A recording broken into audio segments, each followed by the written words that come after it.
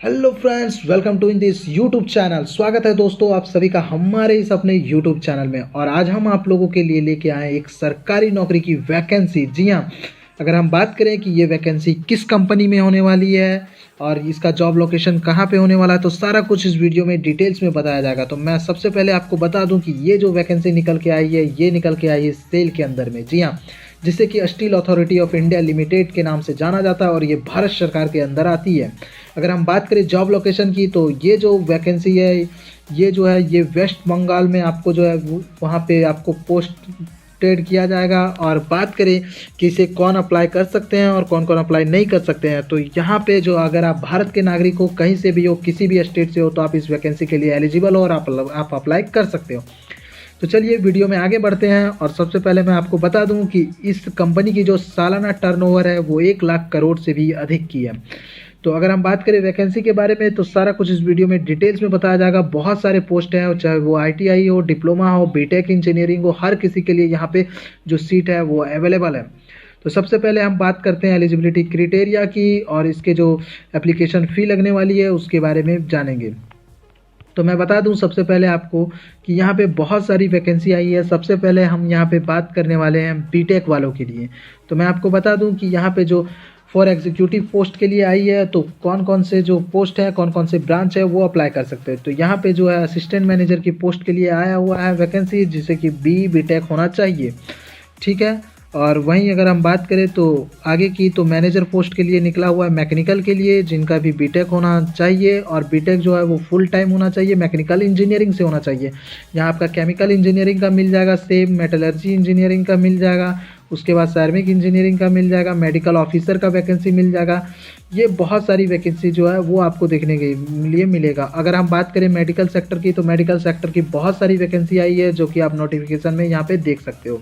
आगे बढ़ते हैं और जाते हैं सीधे इसके बाद जो है वो नॉन एग्जीक्यूटिव पोस्ट के लिए, जो कि डिप्लोमा इंजीनियरिंग के लिए होने वाला है, जिन्होंने हाल ही में डिप्लोमा किया हुआ है। आप देख सकते हो नॉन एग्जीक्यूटिव पोस्ट। अगर हम पोस्ट की बात करें तो पोस्ट का नाम है ऑपरेटर कम टेक्नीशियन ट्रेनी, जो कि मैकेनिकल इंजीनियरिंग के लिए है। अगर आपने मैकेनिकल इंजीनियरिंग 3 साल का किया हुआ है, मैट्रिकुलेशन व 3 years diploma in mechanical engineering किसी भी गवर्नमेंट कॉलेज से, गवर्नमेंट इंस्टीट्यूट से, तो आप इस फॉर्म को भरने के लिए एलिजिबल हो। वहीं यहाँ पे सेम जो है वो मेटलर्जी के लिए है, इलेक्ट्रिकल के लिए, इंस्ट्रूमेंटेशन इंजीनियरिंग के लिए है, और सिविल इंजीनियरिंग के लिए भी है, और केमिकल इंजीनियरिंग के लिए भी यहाँ पे आप पोस्ट देख सकते हो। यहाँ पे आपको इंस्ट्रूमेंटेशन, केमिकल, सिविल, सैरमिक और टेक्नीशियन, बॉयलर ऑपरेटर का भी जो है वो पोस्ट देखने को मिलेगा। तो यहाँ पे बहुत सारी पोस्ट अवेलेबल है। अगर आपने कहीं से भी, किसी भी गवर्नमेंट इंस्टीट्यूट से अगर आपने डिप्लोमा किया हुआ है सिविल, इलेक्ट्रिकल, टेक्नीशियन, इंस्ट्रूमेंटेशन से, तो आप इस फॉर्म को भरने के लिए एलिजिबल हो। आगे बढ़ते हैं और बात करते हैं अटेंडेंट कम टेक्नीशियन पोस्ट के लिए, जिन्होंने आईटीआई किया हुआ है वो इस फॉर्म को भर सकते हैं। तो किस किस ट्रेड में आईटीआई होना चाहिए, तो आपका होना चाहिए इलेक्ट्रीशियन में होना चाहिए, फिटर में होना चाहिए, टर्नर में होना चाहिए, वेल्डर में होना चाहिए, तब आप इस फॉर्म को भर सकते हो। अगर हम बात करें कि इसकी एलिजिबिलिटी क्राइटेरिया क्या है, तो आपका मैट्रिक पास होना चाहिए, आईटीआई होना चाहिए, एनसीबीटी से जो है वो अप्रूव्ड होना चाहिए, तभी आप इस फॉर्म को भर सकते हो, ठीक है। वहीं अगर हम बात करें कि इसके अलावा कौन कौन सी वैकेंसीज है, तो इसके अलावा भी आपका जो है अटेंडेंट कम टेक्नीशियन ट्रेनी हैवी व्हीकल के लिए भी जो है वो वैकेंसी आया हुआ है, ड्राइवर के लिए। इसमें आपका जो है वो मैट्रिकुलेशन मांगा गया है with valid heavy motor vehicle, जो है वो ड्राइविंग लाइसेंस भी मांगा गया है, तब आप इस फॉर्म को भर सकते हो। अब बात कर लेते हैं इसकी जो एज रिलैक्सेशन है, वो एज में कितनी छूट दी जाएगी। तो मैं आपको बता दूं कि इसमें अच्छी खासी एज की छूट दी जा रही है।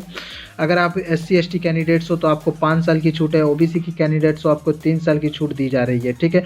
अगर आप डिसेबिलिटी हो तो 10 साल की छूट दी जा रही है आपको, ठीक है, बाय एज रिलैक्सेशन। अगर आप SC ST से हो तो 15 साल, और OBC से हो तो 13 साल के जो है वो आपको छूट दिया जाएगा, ठीक है।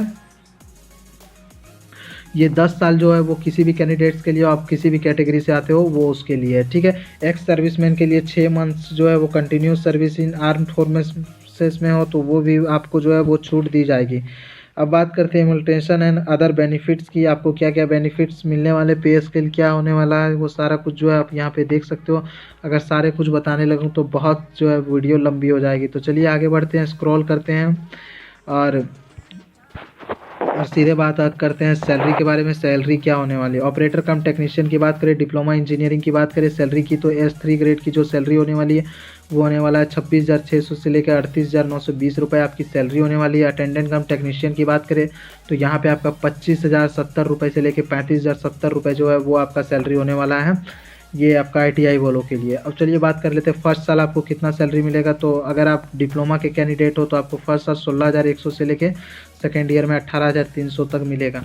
वहीं अटेंडेंट कम टेक्नीशियन ट्रेनी अगर आपने ITI किया है तो 12,900 से लेके फर्स्ट ईयर में, और सेकेंड ईयर में आपको 15,000 सैलरी जो है वो दिया जाएगा। इस तरीके से आपका सैलरी जो है वो इंक्रीज़ करते दिया जाएगा।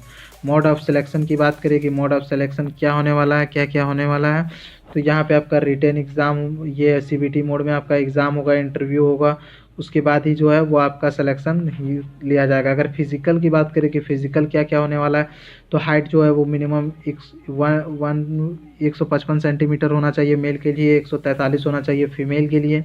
वेट की बात करें तो मिनिमम 45 kg होना चाहिए मेल का, फीमेल का जो होना चाहिए वो 35 kg होना चाहिए। पैरामीटर्स ऑफ हाइट जो है वो मेडिकल के लिए क्या होना चाहिए, तो 150 सेंटीमीटर जो मेल के लिए होना चाहिए, फीमेल के लिए 143 सेंटीमीटर होना चाहिए। वेट की बात करें 45 kg 35 kg दोनों का सेम ही वेट है। आगे बढ़ते हैं, और पोस्ट वगैरह आपने देख ही लिया। एप्लीकेशन फ़ी के बारे में चलिए हम बात कर लेते हैं कि एप्लीकेशन फ़ी क्या होने वाली है।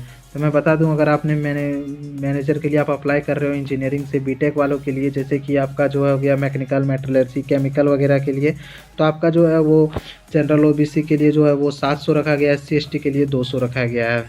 ठीक है, आगे बढ़ते हैं और बात करते हैं, ये क्या बोलते हैं, मेडिकल ऑफिसर के लिए भी 700 रखा गया है, असिस्टेंट मैनेजर के लिए 700 रखा गया है। वहीं ऑपरेटर कम टेक्नीशियन के लिए यहाँ पे 500, डिप्लोमा के लिए 500 रखा गया है, जनरल OBC के लिए, SC ST के लिए 300 रखा गया है। ठीक है, अटेंडेंट कम ITI वालों के लिए भी 300 रखा गया है, ये आपका जनरल OBC बच्चों के लिए। वहीं SC ST के लिए जो है वो 100 रुपये रखा गया। अटेंडेंट कम टेक्नीशियन बॉयलर ऑपरेटर के लिए भी 300 और 100 रखा गया है। आप देख सकते हो यहाँ पे, ये आपको चाहो तो स्क्रीनशॉट ले सकते हो, ये एप्लीकेशन फ़ी है। अप्लाई कैसे करना है, हाउ टू अप्लाई कैसे करना है, तो आप जो है www.sale.noc.nic.in पर जाके जो है इस वेबसाइट को, जो इस पे जाके जो है वो आप अप्लाई कर सकते हो। ऑफिशियल वेबसाइट है, यहाँ पे आप जाने पे सेल की ऑफिशियल वेबसाइट पे जाने के बाद कैरियर पे जाइए, वहाँ पे जो है वो आपको अप्लाई करने का वगैरह ऑप्शन सारा कुछ मिल जाएगा। ठीक है, तो ये थी वीडियो की सारी जानकारी। अगर कुछ भी पूछना हो तो कमेंट बॉक्स में पूछ सकते हैं, पूरी आपको जानकारी दी जाएगी। मिलेंगे नेक्स्ट वीडियो में नई इन्फॉर्मेशन के साथ, तब तक के लिए जय हिंद, वंदे मातरम, भारत माता की जय।